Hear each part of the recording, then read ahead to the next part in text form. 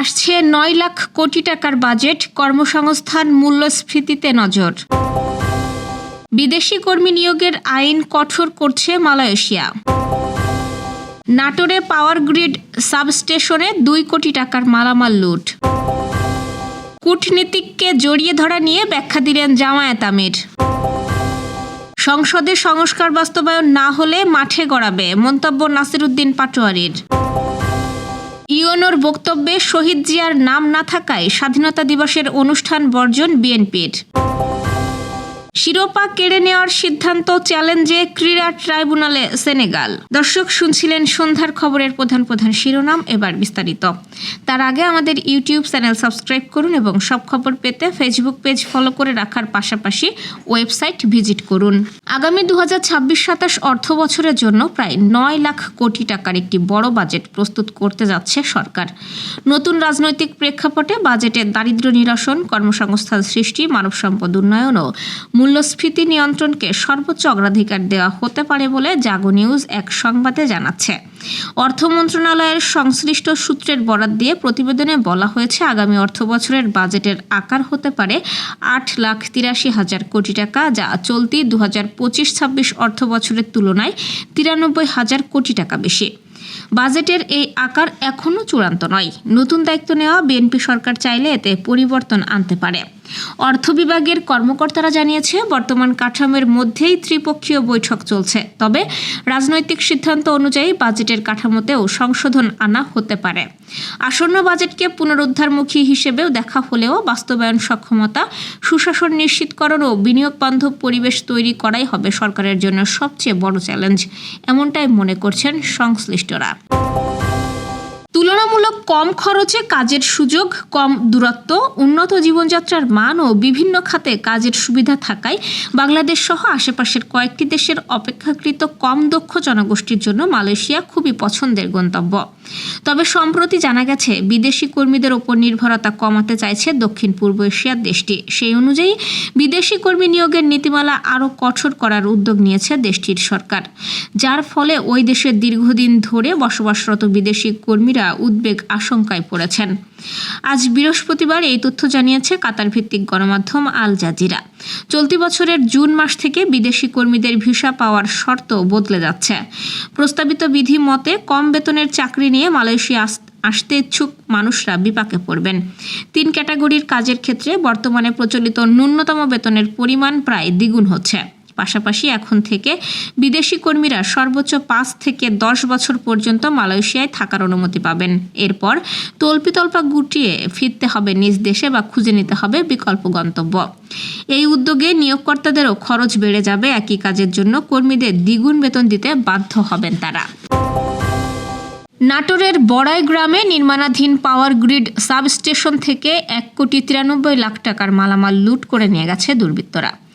বুধবার রাতে উপজেলার জোয়ারি ইউনিয়নের কাছুটিয়া খেজুরতলা এলাকায় নির্মাণাধীন ওই গ্রিডে কর্মরত 4 জন পাহারাদারকে বেঁধে রেখে এসব মালামাল লুটের ঘটনা ঘটে।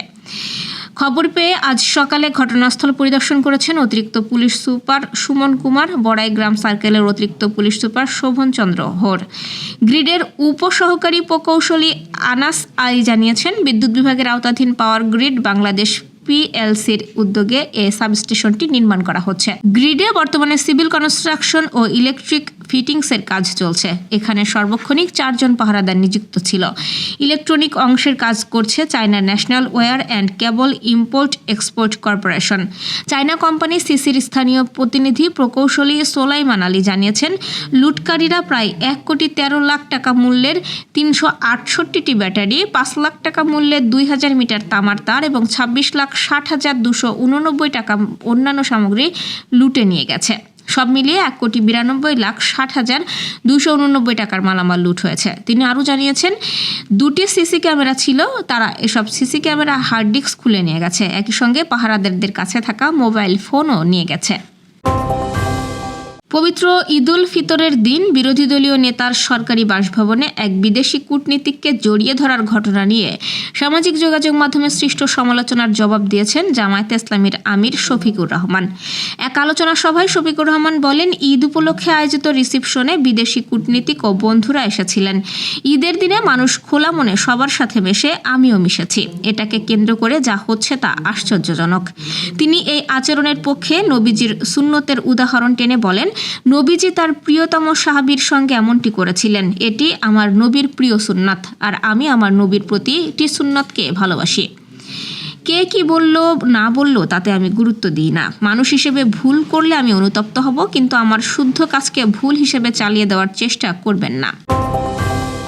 জাতীয় নাগরিক পার্টির মুখ্য সমন্বয়ক নাসিরউদ্দিন পাটোয়ারী বলেছেন, 24-এর গণ অভ্যুত্থানকে অস্বীকার করা হচ্ছে। সংস্কার যদি সংসদে বাস্তবায়ন না হয় তবে তা মাঠে গড়াবে এবং রাজনৈতিকভাবে এর ফয়সালা হবে। সংস্কার ও বিচার দুটি নিশ্চিত করতে হবে। বিচারপতি মানিক ইনু ও মেনন, যারা ভারতের সঙ্গে মিলে শেখ হাসিনার বৈধতা তৈরি করেছিল, তাদের বিভিন্ন মামলায় জামিন দেওয়া হচ্ছে। আজ জাতীয় স্মৃতিসৌধে মহান মুক্তিযোদ্ধাদের প্রতি শ্রদ্ধা জানাতে গিয়ে এসব কথা বলেন তিনি।